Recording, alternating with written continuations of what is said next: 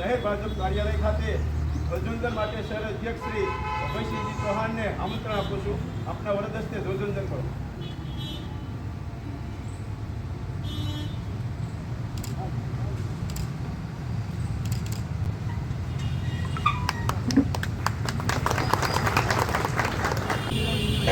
भारत माता की वंदे वंदे आजादी आजादी वीर शहीदों धन्यवाद. 76મા गणतंत्र पर्व निमित्ते भारतीय जनता पार्टी भावनगर महानगर द्वारा आयोजित आजना आ गौरववंता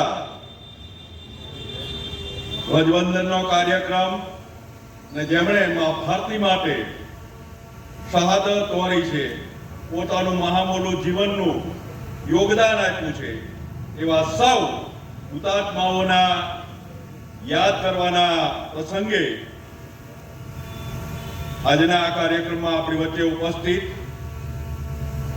શહેરના પ્રથમ નાગરિક, ખૂબ સરળ અને નિખાલસ મેયર શ્રી ભરતભાઈ બારડ,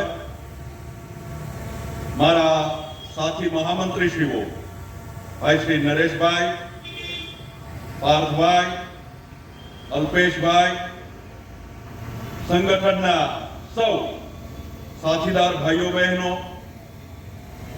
જેમણે પોતાના જીવનનું ખૂબ મોટું યોગદાન મા ભારતીની રક્ષા માટે સરહદે સીમાડાઓની રક્ષા કરી ઘણો બધો સમય વિતાવ્યો છે, એવા સૌ સન્માનની પૂર્વ સૈનિકશ્રીઓ, એવા જ સૌ સન્માનની અમારા વડીલો, પરિવાર ક્ષેત્રના સૌ વંદનીય વિસાવાસીઓશ્રીઓ, ભારતીય જનતા પાર્ટીને મજબૂત કરવા માટે ખૂબ પોતાનું સમયનું યોગદાન આપ્યું છે એવા પૂર્વ અધ્યક્ષશ્રીઓ માનની ચીમનભાઈ, માનની યોગેશભાઈ, મહાનગરપાલિકાના ડેપ્યુટી મેયર બેન શ્રી મોનાબેન, સ્ટેન્ડિંગના ચેરમેન ભાઈ શ્રી રાજુભાઈ રાબડિયા, શાસક પક્ષના નેતા ભાઈ શ્રી કિશોરભાઈ ગુરુમુખાણી, ભાવનગર નાગરિક સહકારી બેંકના ચેરમેન શ્રી પ્રભાતસિંહજી, સબ ડિરેક્ટરશ્રીઓ, ભારતીય જનતા પાર્ટીના સૌ ચૂંટાયેલા જનપ્રતિનિધિઓ, સંગઠન માટે સૌ કામ કરી પાર્ટીને આ શહેરમાં 3 દાયકા કરતા વધારે સમયથી પાર્ટીને સત્તાના સૂત્રો હાંસલ કરાવ્યા છે, એવા સૌ મોરચાના પ્રમુખ મહામંત્રીઓ, એમની ટીમ, વોર્ડ પ્રમુખ મહામંત્રીશ્રીઓ અને ભારતીય જનતા પાર્ટીના સૌ દેવ દુર્લભ કાર્યકર્તાઓ, નગરજનો, આપ સૌને આ 76મા ગણતંત્ર દિવસની ભારતીય જનતા પાર્ટી વતી અનેક આજના દિવસની શુભકામનાઓ પાઠવું છું. આજનો દિવસ આપણા સૌ માટે ગૌરવવંતો દિવસ છે મિત્રો. 1947માં દેશને અનેક લોકોએ, જેમ ભાઈ નરેશભાઈ કીધું એમ, અનેક લોકોએ પોતાની જાતનું બલિદાન આપ્યું છે. મિત્રો, આપણે તો હવે દેશ માટે મરી પીટવાનો નથી, પણ આપણે દેશ માટે હવે જીવવાનો સમય આવ્યો છે. જો આપણે સારી રીતે એક નાગરિક કર્તવ્યનું પાલન કરતા કરતા દેશ માટે જો જીવીએ તો આદરણીય મોદીજીના નેતૃત્વમાં એક ભારત શ્રેષ્ઠ ભારતની જે કલ્પના છે અને વિકસિત ભારત તરીકે દુનિયામાં ભારતને લઈ જવાનું છે, એની ચોક્કસ એ કલ્પના આપણે સૌ સાકાર કરીશું. આજના દિવસે આપણે સૌ એવા લોકોને યાદ કરીએ, રાષ્ટ્રપિતા મહાત્મા ગાંધી, સરદાર વલ્લભભાઈ પટેલ, સુભાષચંદ્ર બોઝ, જેમણે યુવાનીમાં હસતા મોઢે ફાંસીના માથડે ચડ્યા છે, એવા અનેક શહીદવીરો, વીર ભગતસિંહ, શિવરામ રાજ્યગુરુ, ચંદ્રશેખર આઝાદ, અશફાકુલ્લાહ ખાન, આવા તો અનેક લોકો, આ બધાને પણ આજે આપણે યાદ કરી નતમસ્તક વંદન કરીએ. દેશને એક બનાવવા, લોકશાહીને મજબૂત કરવા માટે અનેક મહારાજા, રાજા, રજવાડોએ ખૂબ દિલના ભાવ સાથે હસતા મુખે પોતાના રજવાડાઓ માં ભારતીના ચરણોમાં ધર્યા છે. તો આપણે સૌ હવેના વાંચો ગૌરવ લઈએ આપણું મસ્તક એક ઉત્સાહ સાથે, અભિમાન સાથે ઊંચે એવું કામ આપણા ભાવનગરના નેક નામદાર પ્રજાવત્સલ રાજવી મહારાજા કૃષ્ણકુમારસિંહજીએ સૌ પ્રથમ પોતાનું રજવાડું ભારતીના ચરણોમાં ધરી એક ઉત્કૃષ્ટ ઉદાહરણ દેશ સમક્ષ પૂરું પાડ્યું. આ આઝાદી એમ નામ નથી મળી. અનેક વિટંબણાઓ વચ્ચે અનેક સંઘર્ષો અને ત્યાર પછી જ્યારે આપણે આઝાદીના આ મીઠા ફળ ખાઈ રહ્યા છીએ ત્યારે આજે પણ સરહદ ઉપર માં ભારતીની રક્ષા કરતા સૌ જવાનોને, સૌ અધિકારીઓને, સૌ જુદી જુદી બટાલિયનોના કમાન્ડરોને યાદ કરી એમને પણ આજે આપણે નતમસ્તક વંદન કરીએ છીએ. આવનાર સમયમાં દેશ માટે ઘણું બધું આપણે સૌએ સાથે મળીને કરવાનું છે મિત્રો.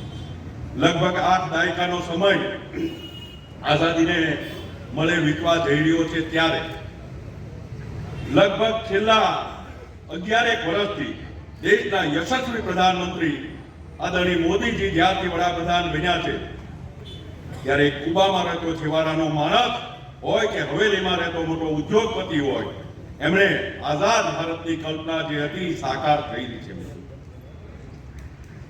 કેન્દ્ર સરકારની વિવિધ યોજનાઓની આપણે બહુ લાંબી વાત કરવી નથી. કોરોનાને યાદ કરવાનો પ્રસંગ નથી, પણ મિત્રો ત્યારથી લઈ 2020 થી લઈ પ્રધાનમંત્રી અન્ન યોજના અંતર્ગત લગભગ 50 કરોડ લોકોને આજે પણ દેશમાં ફ્રી અનાજ મળી રહ્યું છે. સ્વચ્છ ભારત મિશન અંતર્ગત આઝાદ ભારતના આટલા વર્ષો પછી કુદરતી હાજતે જવા માટેની અનેક એવા પરિવારોને મુશ્કેલીઓ હતી. સ્વચ્છ મિશન અંતર્ગત પ્રધાનમંત્રીની દીર્ઘદ્રષ્ટિના કારણે આજે 11 કરોડ કરતા વધારે શૌચાલયો દેશમાં બની અને લોકોની સુવિધા પૂરી થઈ. પ્રધાનમંત્રી વિશ્વકર્મા યોજના હોય, લગભગ 18-20 જુદી જુદા સમાજોના કારીગરોને ટ્રેનિંગ આપી એમને કીટ મળે અને એમને પગભર થવા માટે લોન મળે, આવી વિશ્વકર્મા યોજના પણ કેન્દ્રની સરકારે બહાર પાડી. આયુષ્યમાન ભારત હોય, બેટી બચાવો બેટી પઢાઓ હોય, કિસાન સન્માન નિધિ યોજનાઓ હોય, આવી અનેક યોજનાઓ થકી લોકોને પોતાનો હક મળી રહે, પોતાનું જીવન સન્માન સાથે વિતાવી શકે એ પ્રકારના નિર્ણયો કેન્દ્રની સરકાર મોદીજીના નેતૃત્વમાં લઈ રહી છે. આપણે બધાને વિશેષ ખ્યાલ છે કે જો યોજનાઓની વાત કરવા બેસીએ તો ખૂબ સમય જોઈએ, પણ મિત્રો આવી બધી યોજનાઓને આવા પ્રસંગે એક લોકો સમક્ષ ઉજાગર કરવાની તક હોતી હોય છે, એટલે આપણે એની વાત કરતા હોઈએ છીએ. છેલ્લે હમણાં આપણે લગભગ અઠવાડિયા 10 દિવસ પહેલા સ્વામિત્વ યોજના દેશના લગભગ 6 લાખ ગામડાઓમાંથી 3 લાખ કરતા વધારે ગામોમાં વર્ષોથી જે લોકો પોતે રહેતા હતા અને એમના નામે આ મિલકત નહોતી, એમનો મિલકતનો આધાર કેન્દ્રની સરકારે સર્વે કરી આપ્યો અને એ કુટુંબોમાં પોતાની આંખોમાં અર્થના આંસુ આવ્યા હતો. ખુશીનો પ્રસંગ. આ નાની વાત નથી. આઝાદીના 8 દાયકાઓ પછી ક્યારે આવા લોકો રહેતા હતા એમની વિશે ક્યારે કોઈ વિચાર કર્યો નહોતો. ઓનલાઈન પ્રધાનમંત્રી થયા હતા, ઘણા બધા લોકો આમાં કાર્યક્રમમાંથી હાજર પડે. જે અનુભવ કથન 1-2 લોકોના સાંભળ્યા હતા એના ઉપરથી ખ્યાલ આવ્યો કે લોકો કેવી સ્થિતિમાં રહેતા હતા. ગરીબો, કિસાનો, એસટી હોય, ઓબીસી હોય, એસસી હોય, સમાજને એક સાથે જોડવા લઈ જવા માટે સ્થાનિક સ્વરાજની સંસ્થાઓમાં 27% ઓબીસી નું જ્યારે પાલન કરવાનું છે, એ યોજના અમલમાં આવી છે, ત્યારે એમનો પણ આપણે આ તકે સરકારનો વિશેષ આભાર માનીએ. સમાજને તંદુરસ્ત કરવા અને બેલેન્સ કરવા માટે મહિલાઓનું પણ ખૂબ મોટું યોગદાન હોય છે. સ્થાનિક સ્વરાજ્યની ચૂંટણીમાં પહેલા 33% અનામત, ત્યારબાદ 50% અનામત હતી મિત્રો, અત્યારે ચાલી રહી છે.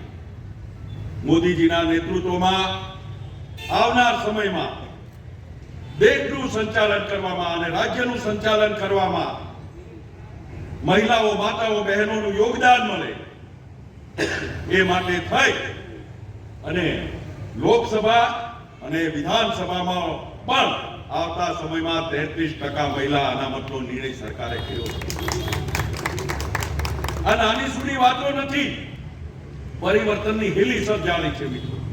દુનિયા ભારત સામે જોઈ રહી છે.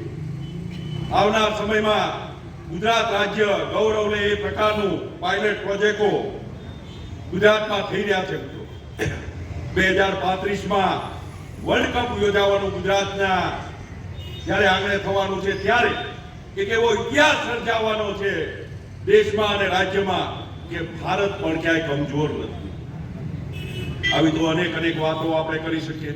રાજ્યમાં પણ આદરણીય ભૂપેન્દ્રભાઈ પટેલના નેતૃત્વવાળી સરકારે મુખ્યમંત્રી આવાસ યોજના હોય, પ્રધાનમંત્રી આવાસ યોજના હોય, બેટી બચાવો બેટી પઢાઓ, દીકરી દાખલ થાય પહેલા ધોરણમાં આવે અને 4000 રૂપિયાની સહાય મળે, 9મા ધોરણમાં આવે 6000 રૂપિયાની સહાય મળે, પોતાની ઉંમર 18 વર્ષની થાય 1 લાખ રૂપિયા દીકરીના ખાતામાં જાય. આવા બધા સમાજ તંદુરસ્ત માટેના સરકારોએ કર્યા છે. આઝાદ ભારત પછી પીવાનું પાણી શહેરોમાં, ગામડાઓમાં જ્યારે મળ્યું નહોતું ત્યારે જલ સે નલ, નલ સે જલ યોજના અંતર્ગત ઘરે ઘરે પીવાનું પાણી મળી રહે એ પ્રકારની છેક પહાડી ક્ષેત્રોમાં પણ કેન્દ્ર અને રાજ્યની સરકારોએ ખૂબ સરસ વ્યવસ્થાઓ કરી છે. હું માનું છું કે લોકોને પોતાનું ઘરનું ઘર મળે એનું એક જીવનમાં સપનું હોય છે. આઝાદ ભારતના ઇતિહાસમાં નરેન્દ્ર મોદીજીના નેતૃત્વમાં અને ગુજરાતમાં ભૂપેન્દ્રભાઈ પટેલની સરકારના નેતૃત્વમાં લગભગ કુલ મળી અને 2.5 કરોડ કરતા વધારે લોકોએ પોતાના પાકા છતવાળા ઘરના મકાનના સપના સાકાર કર્યા છે. આ એક ભારત દેશનો ઇતિહાસ. નાની સૂની વાત નથી મિત્રો. હું ઘણીવાર કહેતો છું કે સામાન્ય માણસને જીવલેણ રોગ થાય, હાર્ટ એટેક આવે, કિડની ફેલ થઈ જાય, વાલનું ઓપરેશન કરવાનું હોય, 5, 7, 8, 10 લાખ રૂપિયાનો ખર્ચો હોય. સામાન્ય માણસ ક્યાં જતો? વિચાર કરતો તો આવું જ્યારે ડોક્ટરના રિપોર્ટ આવે, ખબર પડે કે ભાઈ અમને તો સ્ટેન્ટ બેહાડવાનું છે અને બાયપાસ કરવાનું છે, તો મિત્રો એના સગા શેરની દીકરા, વહુ, બહેનોમાંથી પગ નીચેથી ધરતી સરકી જાતી. આસુડા બંધ નહોતા થતા. ભારતીય જનતા પાર્ટીની ગૌરવવંતી સરકાર આવી, નરેન્દ્રભાઈ મોદીનું નેતૃત્વ મળ્યું. જ્યાં ધીરુભાઈ અંબાણી, રિલાયન્સનું પરિવાર, ઉદ્યોગપતિઓ હોય, માલુતદાર લોકો હોય, તેની ઈચ્છા નથી કરતા. એ લોકો જે પ્રાઇવેટ હોસ્પિટલોમાં યુએન મહેતા, તનલી, વોકાર આવી હોસ્પિટલોમાં જાય અને સારવાર લે, એવી રીતે એક શહેરનો મજૂર માણસ હોય, ગરીબ હોય, ખેડૂત હોય, એ પણ આવી પ્રાઇવેટ હોસ્પિટલોમાં જાય. 10 લાખ સુધીનું બિલ ગુજરાતમાં ભારતીય જનતા પાર્ટીનું કાર્ડ આપો ને ભાઈ. આવા ઐતિહાસિક નિર્ણયો આઝાદ ભારતમાં લેવાના. આવી રીતે રાજ્યમાં સરસ સુશાસન ચાલીનું છે. ભારતીય જનતા પાર્ટીના સંગઠનના કાર્યકર્તાઓ, ચૂંટાયેલા જનપ્રતિનિધિઓ ગૌરવભેર પોતાની જવાબદારી વહન કરી રહ્યા છે. ત્યારે ભાવનગર મહાનગરપાલિકા પણ શહેર માટે ક્યાંય સેવામાં કચાશ ન રહે પ્રકારનું મહાનગરપાલિકામાં પણ સરસ મજાનું કામ ચાલી રહ્યું છે. સમગ્ર શહેરમાં જુઓ તો રોડ રસ્તા પહેલા સિંગલ પટ્ટી હતા, ત્યારબાદ ડબલ કર્યા.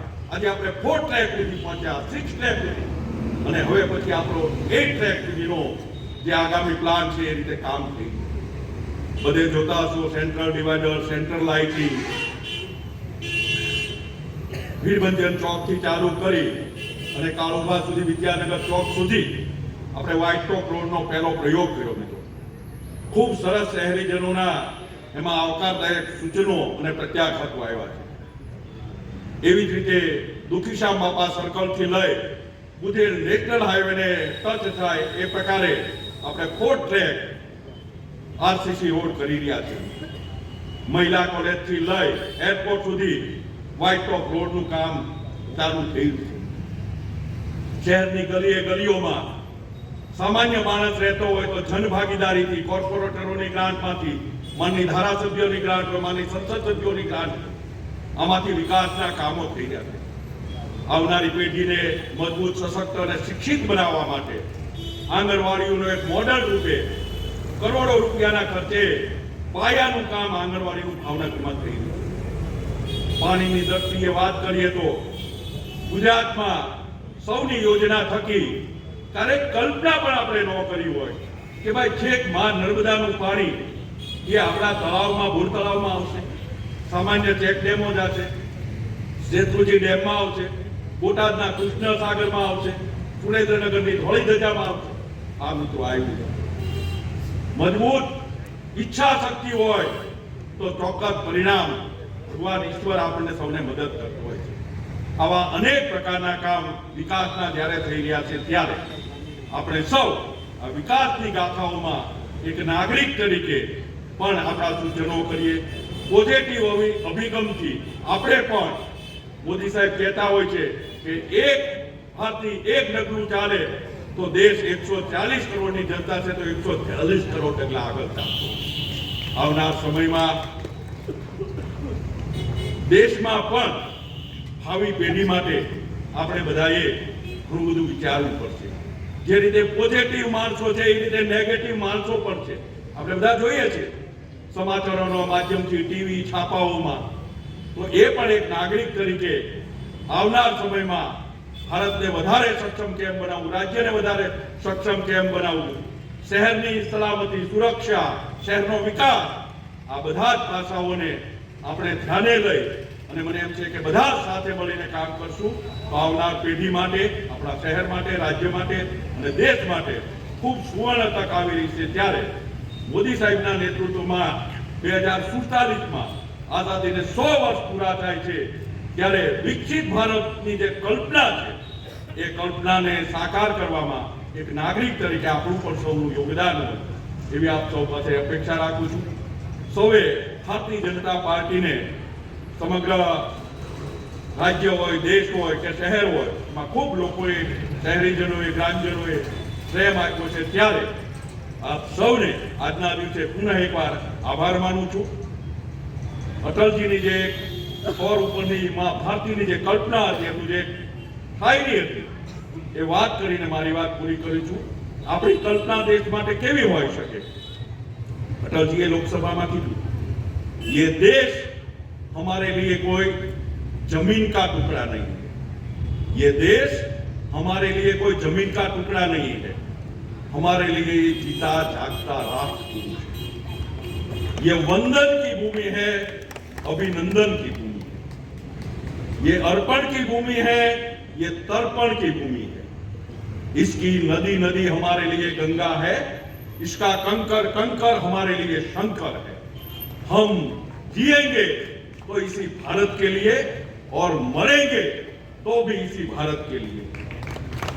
इसी आगल पर है कि मरने के बाद बहती हुई गंगा जल में हमारी अस्थियों से कोई कान लगा के सुनेगा तो इसी में से भी एक ही आवाज आएगी, भारत माता की जय, भारत माता की जय.